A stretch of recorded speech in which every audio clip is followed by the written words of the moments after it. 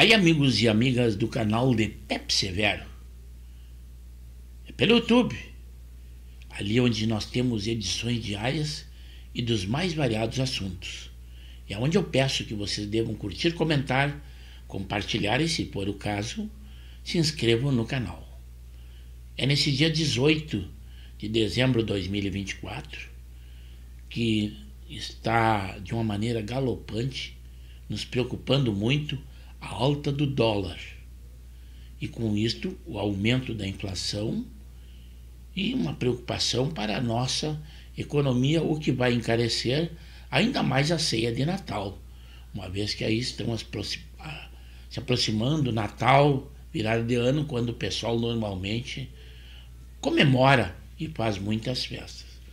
Mas o ministro da Fazenda vai entrar de férias, foi autorizado pelo presidente da República, o Fernando Haddad.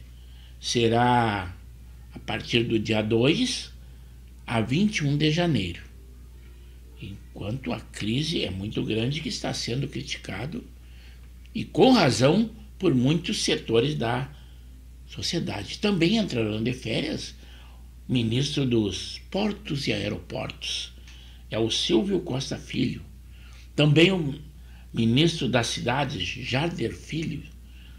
Ministra Sônia Guajajara, dos povos indígenas, também sairá de férias no 24 de dezembro e não foi noticiado quando será o seu retorno. Mas vejam algumas das críticas feitas por comentaristas especializados e que avaliam a atual situação. Em meio à alta do dólar, o ministro da Fazenda anunciou que estará de férias, então, entre os dias 2 e 21 de janeiro e 11 e 20 de julho de 2025, Piotr. Então, com o aval do presidente Lula, Fernando Haddad, a gente até exibe para quem nos acompanha, Fernando Haddad terá 28 dias de descanso, autorizado pelo presidente da República. Deixa essa lambança que preenche uma lacuna. Pois é, deixa a lambança e vai passear agora em janeiro, Piotr. Quem teria, em sã consciência, a maior autoridade de política econômica do país, que é o ministro da Fazenda, teria coragem de tirar férias com, neste momento, um governo fiscalmente arrebentado por culpa própria, em que você vê, por exemplo, uma crise cambial que está acontecendo no país hoje. Há um ano o dólar estava 4,80. 4,80. Nesse um ano só existiu Lula e a política econômica pífia dele, do ministro Haddad, inclusive, neste ano no Brasil. Hoje bateu 6,20. 6,20. Fechou a 6,10, se não me engano. Mas bateu 6,20 na máxima. E a maior intervenção do Banco Central desde a pandemia. Quando se compara com a pandemia, quer dizer que a sua política econômica está realmente ruim.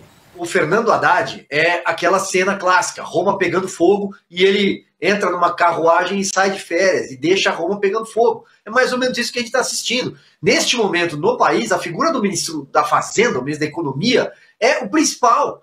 Porque o dólar está alto, mas a economia não vai bem. Nós temos aí a Câmara num esforço, não sabemos qual será o desfecho até o final da semana no Congresso Nacional em relação ao próprio orçamento. Não sabemos se teremos uma peça orçamentária aprovada e desenhada para 2025 e ele vai para a praia, ele vai viajar. Então, assim, não basta não saber nada de economia, pá daqui, pá dali, né?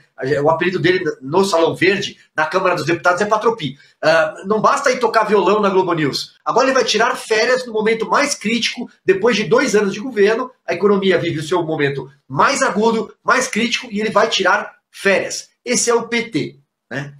E aí, parafraseando o Piotr, né? Cadê aquele pessoal da cartinha da democracia? Porque o que tinha de banqueiro e empresário ali também. Mas falando em especialistas, a Globo News trouxe um economista para fazer comentários sobre a atual conjuntura, deixando Daniela Lima e Miriam Leitão muito sem jeito. Não esperavam que ele fosse esclarecer a real situação do Brasil e quais seriam ou quais são as consequências dessa alta. Não se agradaram, mas nós temos aí o seu depoimento sobre economia. Globo News não gostou, mas o esclarecimento foi trazido por nós. O ataque especulativo, normalmente, ele é um movimento de massa de investidores que não respeita mais os fundamentos econômicos, né? Não é o caso que está acontecendo no Brasil. A gente tem uma dinâmica de dívida explosiva, né? A taxa real de juros no Brasil está em 10%, custo de rolagem é muito alto, capacidade do país crescer é 2%, portanto a capacidade de se você arrecadar impostos é baixa. Então não há nada que vá controlar essa dívida. E quando você olha para frente, você fala, bom, então teremos aí 2 anos difíceis, o governo vai fazer um ajuste forte nas contas públicas para equilibrar a dívida, mesmo que dando sinais de médio prazo? Não vai fazer, porque o período é eleitoral, nenhum governo faz ajustes duros em momentos de eleição competitiva como teremos.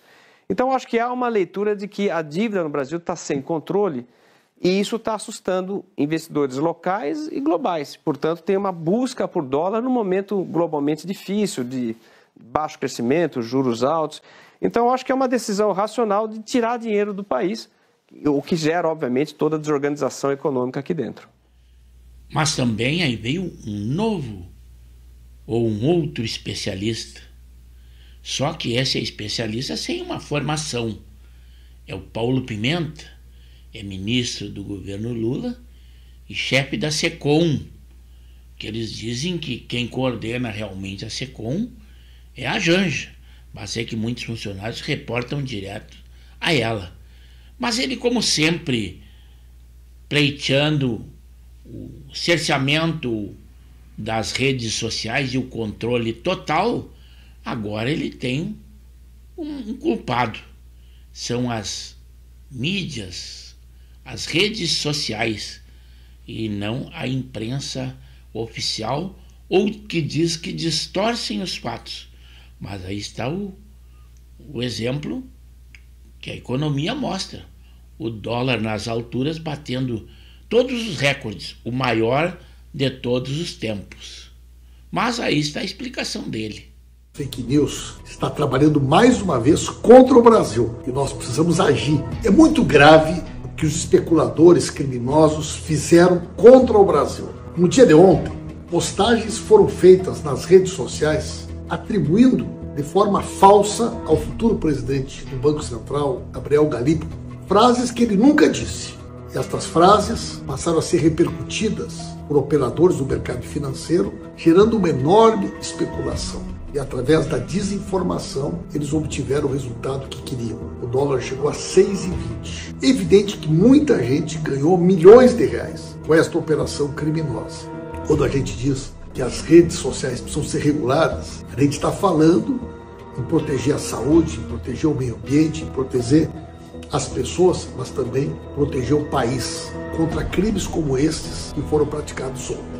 As autoridades precisam identificar a origem da desinformação, a origem desta ação criminosa, e estas pessoas precisam ser devidamente identificadas, punidas e responsabilizadas. É um crime lesa-pátria cometido pela falta de qualquer tipo de controle daquilo que as pessoas publicam na internet. A nossa economia está terrível, o dólar nas alturas. Mas eu espero que, mesmo assim, nós tenhamos uma boa ceia de Natal, uma boa festa de virada de ano, é o que desejo a todos vocês. Mas diante desses fatos, eu gostaria que também vocês dessem a sua opinião, que curtissem o vídeo na íntegra e se inscreverem no canal. As nossas edições são diárias, não impulsionamos vídeos, não temos conta remunerada e também não temos patrocínio. O nosso interesse é simplesmente mantê-los bem informados com o que acontece em todas as áreas. Polícia, política, esporte. Inclusive, parabéns ao Vini Júnior, que foi condecorado e escolhido pela FIFA como o melhor jogador do mundo, e principalmente com a vitória do Real Madrid 3-0 sobre o glorioso Pachuca. Mas mais um título do Real Madrid aconteceu no dia de hoje. Parabéns aos envolvidos neste evento e parabéns ao nosso brasileiro, Vini Júnior.